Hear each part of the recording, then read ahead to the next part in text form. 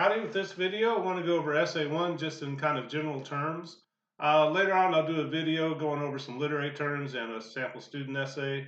But just kind of want to introduce you to the essay. Doing this video on Saturday, June 15th. Again, we haven't even turned in response number 6, but some of you like to work ahead, and I want to make sure all this was up there and that you had kind of some idea of what you're getting into. All of this will be under the section material for essay 1 on the content page. It's at the bottom right now. I'll move that up once we're done with the response number 6. There you'll see the essay assignment, the topic choices, the fiction terms, a sample student essay, and some of the readings that you have the option of choosing for your first essay. Just in terms of schedule, summer goes a little faster. Got about a good week and a half to work on this. But it's doable. Just make sure you keep it up and getting those first 2 paragraphs in when they're due. Those are going to be mainly me checking to make sure you're on the right track and you're finding sources and you understand the assignment. I don't want you to write the entire essay and have me say, "Oh, that's not right." But I'm probably going to ask you to send a thesis statement somewhere in there as well. The draft's due on Tuesday the 25th, essays due on the 28th, and then we move on to everybody's favorite section, the poetry section. But just to go over the assignment, I'm hopefully going to see that these response pages have been kind of building to this, looking at these historical movements, matching some of the literature to it. That's basically what you're going to be doing with this essay. This one's a very prescriptive essay. There's 6 paragraphs to it. I know what I want in each of the paragraphs, and you don't have to sit there thinking, "Well, I wonder what he wants here or what he wants here." It's pretty straightforward. Gonna have a 1,000-word minimum, 6-paragraph literary research essay using MLA documentation, and you're going to use one of the topics on the topic sheet, which we'll talk about here in a second. You need to use at least 2 sources other than textbook or class lectures. Internet sources have to come from .edu sites. I can show you how to do that pretty quickly. If you're having trouble with .edu sites, some of these topics aren't really well covered particularly well with educational sites. You need to ask me first. We're not going to go to Wikipedia or Schmoop or something like that. Want some pretty serious people talking about your topic there or your literary movement. And the way this essay is going to work is you're going to define one of the literary movements we've talked about. There's a couple of additional ones on the topic sheet, which we'll look at here in a second. We couldn't cover them all in such a short period. But you're going to spend a paragraph defining that literary movement using these .edu sources and match a short story to that movement in 3 ways. And really, if you think about this essay, it's just a kind of a throwback to that 5-part essay. We're just adding an extra paragraph of definition to it. You're free to decide a work does not reflect a particular movement, particularly if you're getting somebody like Flannery O'Connor, who you can kind of see is kind of conflicted. She uses some of the ideas of the movement, but kind of uses the misfit to kind of as an embodiment of the movement and a way to reject the movement in many ways. So if you get a short story like A Good Man's Hard to Find, you may say that Flannery O'Connor embodies existentialism in 2 ways, but rejects it in another, or something like that. It doesn't have to be all or nothing. But your essay is going to be about analysis. You're not going to give me plot summary. I have read all these things. And if you start just doing plot summary, you can't stop, and all of a sudden your essay's not analyzing. It's just telling us what happens in the story. But we'll talk more about that when we get to particularly when we do the video on the sample student essay. But notice each paragraph is kind of detailed for you. The first one, just you defining the literary movement. Hopefully what we've been covering in class gives you a good introduction to it. But you're going to go out there and do your own research,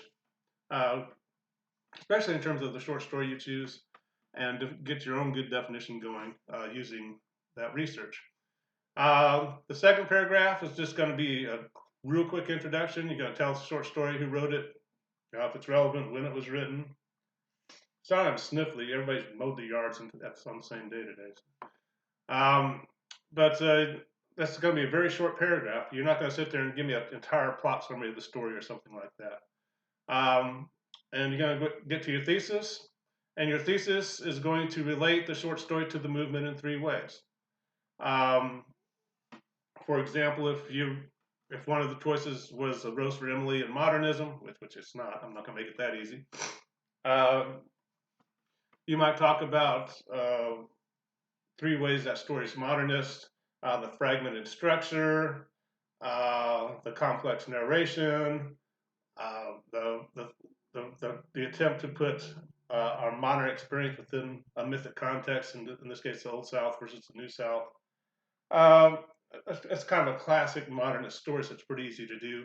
Some of the choices you're going to see here might be, you might have to look a little harder into it, but you can do it. But this is going to be a short paragraph, this second one. Just introduce a short story in a sentence, give us your thesis in the next, and boom. Then you're going to spend a paragraph on each way that short story represents a movement. So if I'm going to talk about the fragmented structure in the Rose for Emily, I spend an entire paragraph giving good examples of what I'm talking about, and that should be pretty easy. Or I might talk about how time's fragmented within the story in terms of the structure and the kind of representation of time. When the old Confederate soldiers talk about Emily as if they quartered her, time's kind of this bottleneck kind of thing, and we remember things from 50 years ago, but we don't remember what we had for dinner last Tuesday or something. The last paragraph is going to be your concluding paragraph. You're going to kind of tell us what's the point of your analysis. Why should we care that Rose for Emily is modernist in nature? How does that reflect our modern viewpoints or our way of looking at the world? Some other requirements: you've got to quote at least 3 times from the short story. You're going to probably quote at least once in each body paragraph as you're showing me how this short story represents the particular movement. You need to employ all these fun punctuation. There's a handout out there on D2L for that. Again, I'm going to do a video on the literary fiction terms. Most of these you kind of probably already know, but I want to go over and make sure you understand the definitions of those. And don't use the following forbidden words: I, you, or it. Your name's already on the essay. You don't have to do this "I personally think that" or kind of qualifying phrasing in your essay. You're not telling me what I'm seeing in the essay. You're telling me your analysis. You're going to give me your analysis of the essay. So no you, yours. And avoid the word it. You can always rewrite a sentence to make get it out of there and be more precise with what you're saying. But that's the basic outline for the essay. Again, everybody's going to be 6 paragraphs. First paragraph defines the movement. Second paragraph introduces the short story and gives a thesis statement relating that short story to the movement in 3 ways. And these 3 ways have to come from that definition in the first paragraph. That's why I want to see your first 2 paragraphs before you get too far with this essay. Make sure you're on the right track there. A paragraph on each way that movement, the short story represents the movement. You bring a conclusion, and you got yourself an essay there, right? Got to do a little thinking to come up with your topic. You're going to pick one of these. You're going to pick one short story. They're not all short stories. The election sermon is more of an essay. Back in the Enlightenment period, people published their sermons. It's definitely an interesting form of literature. Sometimes you're going to have more than one choice for a particular story. This one, I want you to try and relate it to the American Enlightenment if you can. Hawthorne, the artist of the beautiful. If you love this highly symbolic angsting about the artist and the role of the artist, and you're going to love this short story. If you didn't like The Birthmark, you're not going to like The Artist of the Beautiful.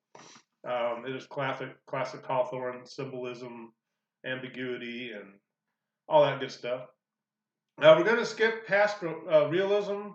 We're going to cover that with the drama essay. So if you really love the realist, it's like, oh, how come we're not doing that? It's like, we're going to come back to it, trust me. The others you can start looking at. Hemingway, The Snows of Kilimanjaro. You'll see little warnings here. Hemingway talks about sex and war and pretty graphic about it. So if that's not kind of your thing, then skip it. And most of these you're going to read like the first page and kind of go like, yeah, nah. Or you're going to go like, wow, that's pretty cool. Maybe I'll look at this one. Barn Burning, another Faulkner short story. Very different than The Rose for Emily, but some of the same kind of modernist themes and techniques. Again, you're going to see some new movements, the Harlem Renaissance. taking place in the 1920s in New York City with African American writers. Didn't talk about that much with modernism, but this is part of it and kind of a subgroup of it, or maybe not. It's just a group of it. Zora Neale Hurston's The Gilded Sixpence is an interesting short story, particularly compared to a lot of the male writers of the Harlem Renaissance. If you loved A Good Man's Hard to Find, you're going to like Good Country People. You can use the grotesque or existentialism. Sorry. Los Vendidos is a play by Luis Valdez. Very interesting modern play talking about racism and how we view Hispanics within our culture.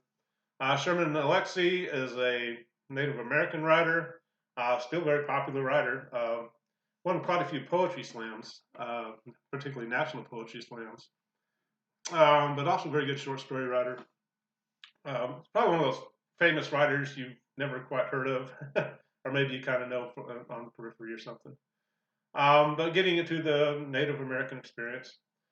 Black Box, Jennifer Egan, you were supposed to read the first 6 sections of that short story. If you really liked it and you want to get into it, you can talk about that in postmodernism. George Saunders, very depressing kind of story, but it's also kind of funny in a very postmodern kind of way. So it can be a little rough in times. They pick on a guy. He's bullied. One of the main characters is bullied a little bit, so that's not something you want to read. You got other choices. And the African American writer Z.Z. Packer, Brownie's a very fascinating, interesting short story. So hopefully you got a good range. If you're getting tired of the dead white people, there's some good choices here with some modern writers. If you'd like some of the classics, there's some choices there. And again, you're going to read the first page or two and kind of decide pretty quickly. So I'm not expecting you to read all of these to make your decision. Some you're just going to go like, I hated romanticism. I don't want to ever read that again. You got other choices. Sometimes, especially when we get to postmodernism or existentialism, I want to know more about that movement. I'm not sure how I feel about that, because we're all kind of influenced by postmodernism, but some of us may be rejecting some of the ideas. And it gets kind of interesting. It might be fun to write about. But really, as you start looking at the essay, the trick is to find a short work you want to read and work with, and a movement you want to work with, and find something you're interested in, because that'll make writing the essay much easier.